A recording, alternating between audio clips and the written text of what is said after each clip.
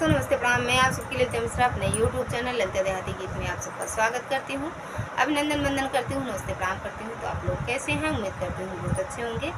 तो आप सबको कृष्ण भगवान का बहुत ही प्यारा सोहर गीत सुनाऊँगी, तो आप लोग सुनिएगा और जैसा भी लगे कमेंट बॉक्स में प्यारा सा कमेंट कर दीजिएगा।